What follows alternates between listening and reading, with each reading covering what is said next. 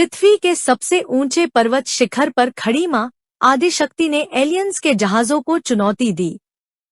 उन्होंने अपनी राइफल उठाई और उनकी उंगली ने उस राइफल की गहन ऊर्जा को संचालित किया।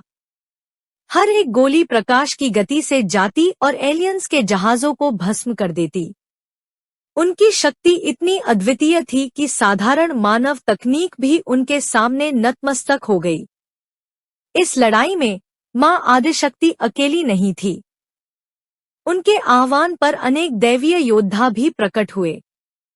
आधुनिक हथियारों से लैस ये योद्धा प्राचीन शूरवीरों और देवताओं का प्रतिनिधित्व करते हुए एलियंस के खिलाफ युद्ध में कूद पड़े। यह एक ऐसा युद्ध था जिसे देखकर मानवता दंग रह गई और उन्हें अपने पुरातन धर्म और विश्वास की शक्ति का आभास हुआ।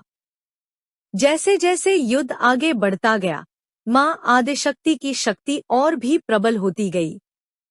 एलियंस, जो पहले पृथ्वी के संसाधनों पर कब्जा करने का सपना देख रहे थे, अब अपनी जान बचाने की कोशिश कर रहे थे।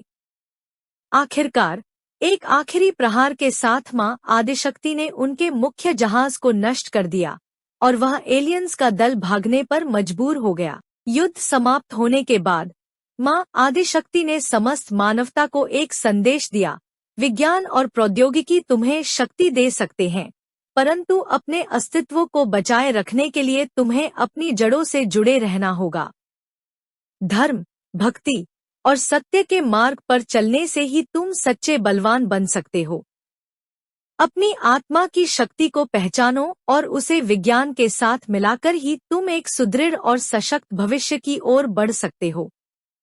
यह कहते ही मां आदिशक्ति अदृश्य हो गई, परंतु उनका संदेश हर एक व्यक्ति के दिल में अमर हो गया। मानवता ने इस घटना से यह सीखा कि चाहे हम कितनी भी उन्नति कर लें, अपने मूलभूत सिद्धांतों और आस्था से कभी विमुख नहीं होना चाहिए। तभी हम किसी भी आंतरिक या बाहरी चुनौती का सामना कर सकते हैं। इस प्रकार पृथ्वी पर फिर से धर्म और विज्ञान का संतुलन स्थापित हुआ और मानवता ने